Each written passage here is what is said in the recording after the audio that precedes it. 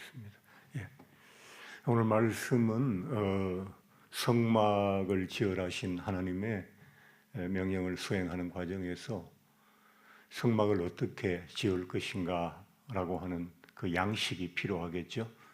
오늘은 그 성막 중에 성소와 지성소를 어떻게 지을 것인가에 대한 그 규칙, 그러니까 글로 쓴 설계도라고 생각하시면 될 것 같습니다. 너무 복잡하게 그 각 건축의 부분들을 다 이야기를 해놓았기 때문에 너무 복잡한데 다 잊어버리시고 그냥 전체적으로 저의 설명을 들으시면 좋을 것 같습니다. 이제 하나님께서 이스라엘이 광야에 있을 때 성막을 주셨고, 그들이 자신들의 땅과 나라를 가졌을 때 성전을 주셨죠. 근데 이제 이 성막은 이스라엘 백성들이 살아가고 있는 곳이 광야이고, 또 이스라엘의 주거 형태가 천막입니다. 여러분께서 그 중동 쪽으로 가면 베두인족이라고 검은 옷을 입고 검은 텐트를 치고 사는 사람들이 광야에 있는데, 그 사람들은 평생 텐트에서 살아가죠. 목축을 하면서. 그래서 이스라엘 백성들의 주거 형태는 기본적으로 텐트이고, 그리고 그러기 때문에 그들이 하나님을 모시고 섬기는 성막도 텐트로 되어 있는 겁니다. 성막은 이제 바깥쪽으로 이렇게 사각형으로, 직사각형으로 그 담장이 있고 울타리가 있고, 그리고 그 안쪽에 천막 형태로 되어 있는 성소와 지성소가 함께 있습니다. 성소와 지성소를 구분하는 것은 가운데 휘장, 커튼이고, 그래서 전체 이 성막의 모습을 구성하게 되는데, 성막은 이제 그 크기가 성경에는 100규빗, 가로 100규빗, 세로 50규빗 이렇게 되어 있습니다. 규빗이라고 하는 것은 이 손가락 끝에서 팔꿈치까지의 길이를 한 규빗이라고 하는 겁니다. 그래서 이게 이제 서양인 보통 사람의 기준으로는 45, 6cm, 좀 길게 보면 50cm 이렇게 되죠. 계산하기 좋게 50cm로 말하면 100규빗은 50m입니다. 그리고 50규빗은 25m겠죠. 그러니까 가로 50m, 세로 25m가 성막 울타리, 그러니까 성막 전체의 넓이가 되는 거예요. 이걸 이제 50 곱하기 25를 하면 숫자가 나오지 않습니까?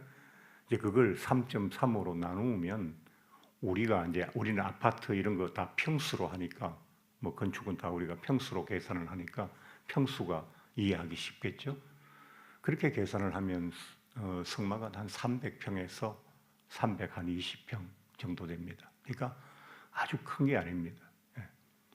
이스라엘 백성들이 지금 400만이 훨씬 넘겠죠.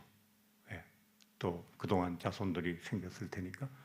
그러면 그 400만 명이 넘는 사람들의 신앙의 중심지는 300평입니다. 광야는 넓은 곳이잖아요. 그러니까 땅은 얼마든지 있을 거예요. 그런데 왜 이렇게 300평으로 했는가? 이건 지나가는 말입니다만 우리가 많이 생각해 봐야 합니다. 이스라엘 백성 전체 가운데 하나 있는 성막도 그렇게 크지 않았습니다. 왜 그랬을까요?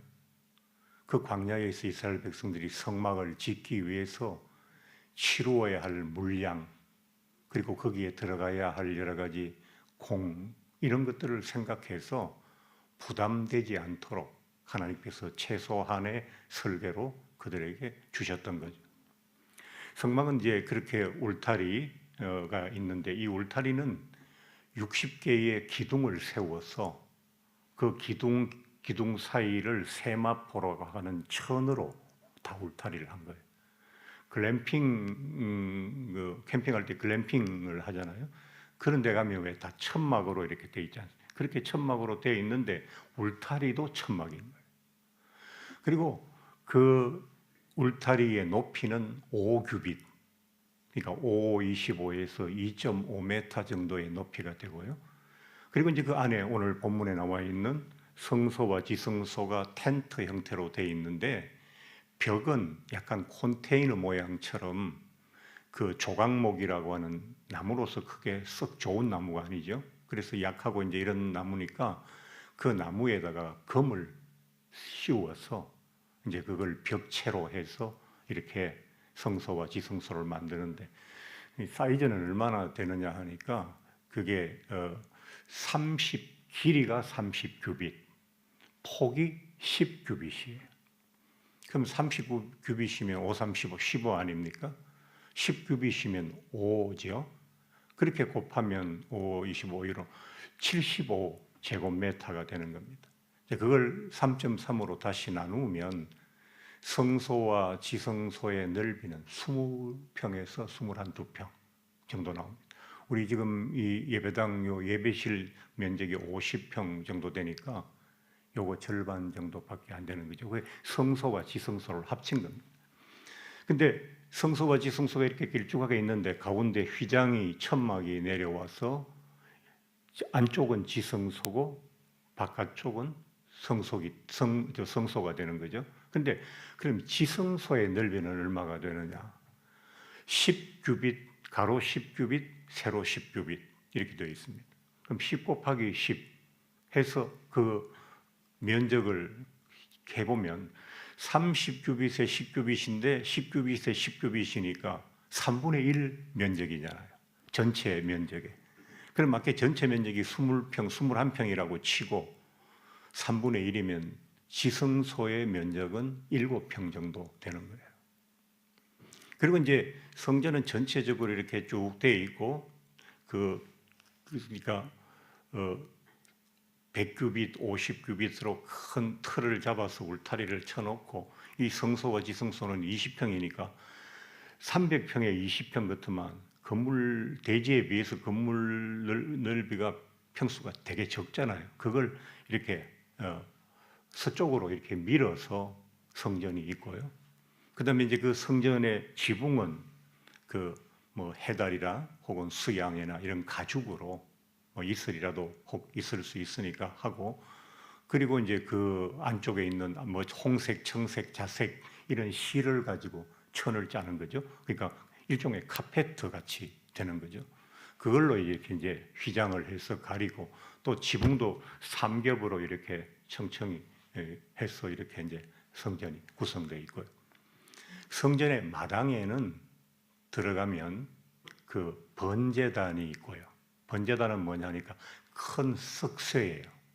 그러니까 제물인 양이나 소를 잡아가지고 거기서 태우는 거죠.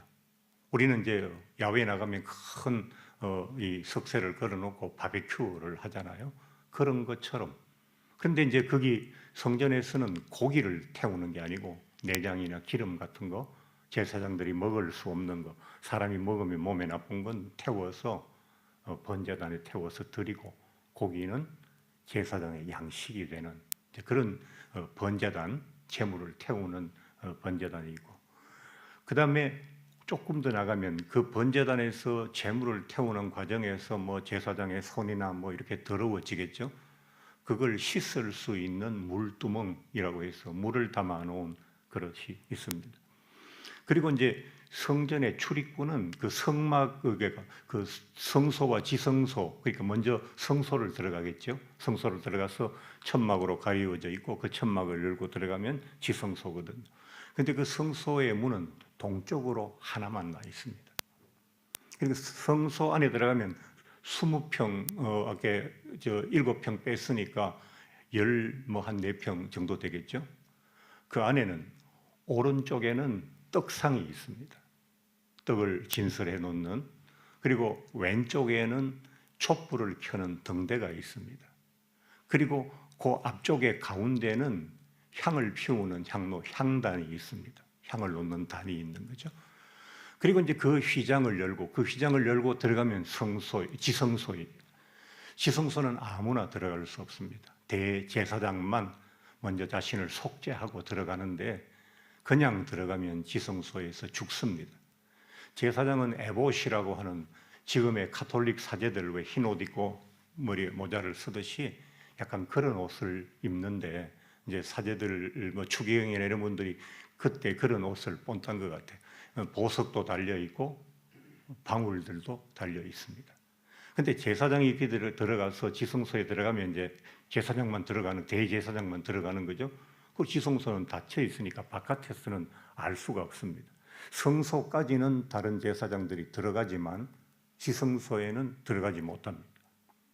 그런데 제사장이, 대제사장이 예법을 따라서 거기서 그러니까 하다가 잘못하면 죽게 되는 거예요. 죽임을 당하죠. 그러면 방울 소리가 사람이 움직이면 딸랑딸랑 나다가 방울 소리가 안 나면 죽은 겁니다. 그러면 사람이 들어가서 죽은 사람을 끄집어내 올 수 없어요. 아무나 들어가면 죽으니까. 그래서 그 갈고리 같은 걸 휘장 밑으로 넣어서 걸어서 당겨서 죽은 사람을 끄집어내죠. 그 지성소에는 법궤, 언약궤 혹은 정거궤라고 하는 큰 상자가 있습니다. 상자 위에는 속죄하는 이렇게 피를 바르는 그런 그룹들이 양쪽에 하나씩 있고요. 그리고 그 안에는 세 가지 법궤 안에는 물건이 들어 있습니다. 첫째가 모세가 받았던 십계명 돌판, 두 번째 만나를 담은 항아리, 그리고 아론의 싹난 지팡이, 이 세 가지 물건이 그 법궤, 같은 이름이죠. 정거궤, 언약궤라고 하는 것에 들어 있습니다. 이게 이제 전체적인 성전의 구조인데 그림으로 보면 너무 간단한 건데 이걸 이제 성경에서 말로 설명하고자 하니까 이렇게 이제 복잡하고 어렵게 이렇게 설명이 되는 거고, 오늘 본문 같은 것은 구체적인 시공, 그러니까 작업을 하기 위한 설계도 같은 거니까 굳이 이걸 막 다 따져서 복잡하게 생각하실 필요는 없습니다.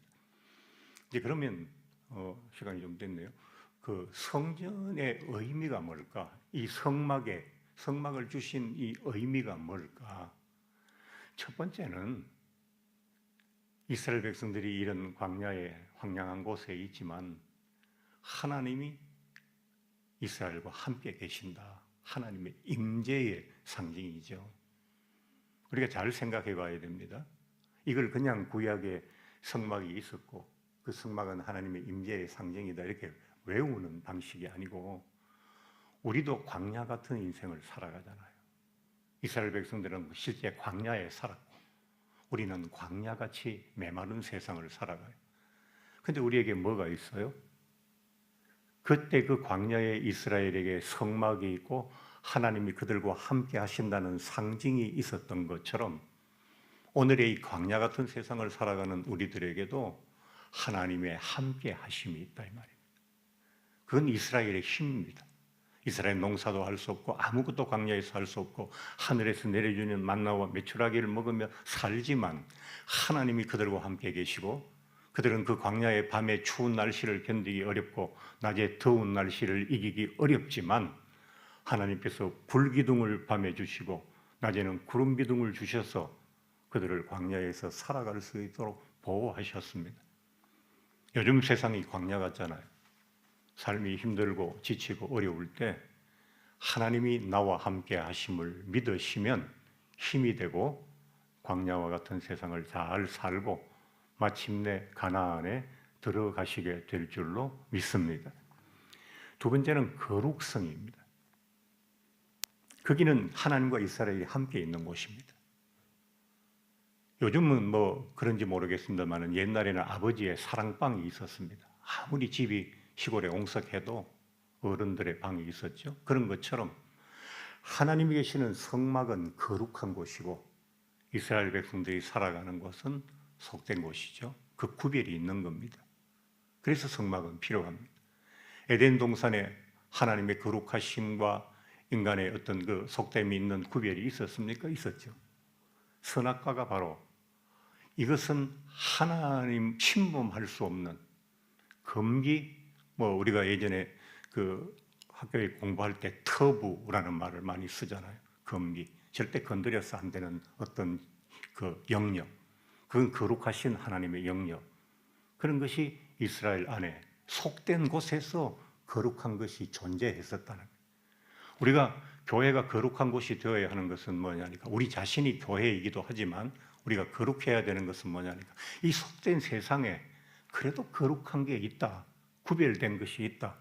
이걸 우리가 이제 가지는 것은 굉장히 중요한 의미라고 생각이 되고, 세 번째 이 성막의 의미는 규칙과 법칙입니다.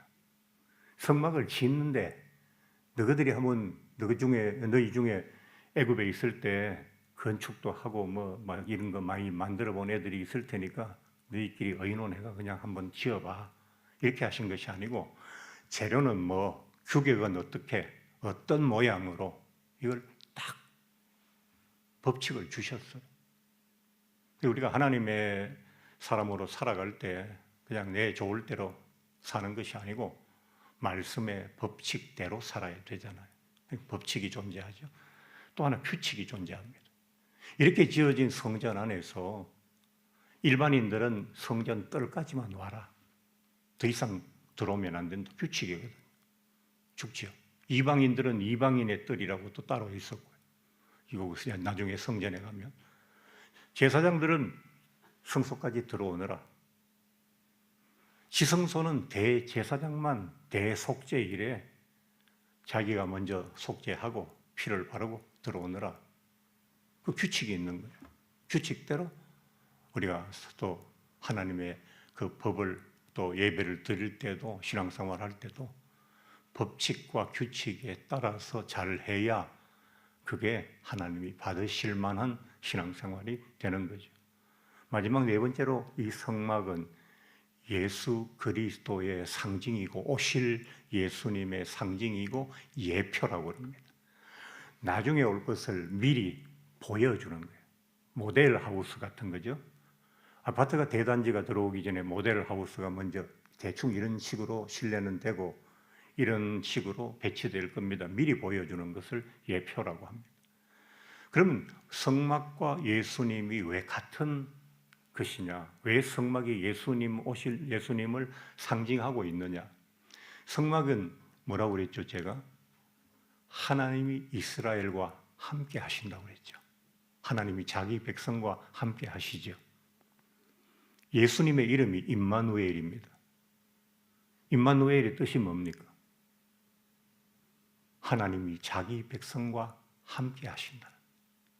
성막은 그 광야에서 이스라엘 백성에게 하나님이 함께 하신다는 상징이었고, 신약 시대에 예수님이 오심은 예수님은 하나님께서 예수님을 보내셔서 우리와 함께 하신다는 또 다른 함께 하심의 모습이거든요. 그래서 우리는 예수님을 예수라 부르기도 하고, 예수는 자기 백성을 저희 죄에서 구원할 자이시잖아요. 예수라는 이름에 또 임마누엘은 하나님이 저들과 함께 계신다. 그 상징이 예수님이라는 거예요. 그런 것들이 이 성막의 의미가 되겠습니다.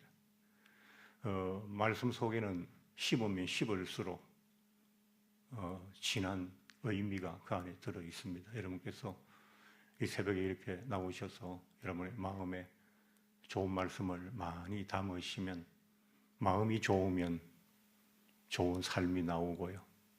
좋은 삶을 사는 사람들에게는 좋은 인격이 자리 잡고 하나님의 은혜와 축복이 더 크게 역사하실 줄로 믿습니다. 오늘도 건강하고 행복한 하루가 되시기 바랍니다.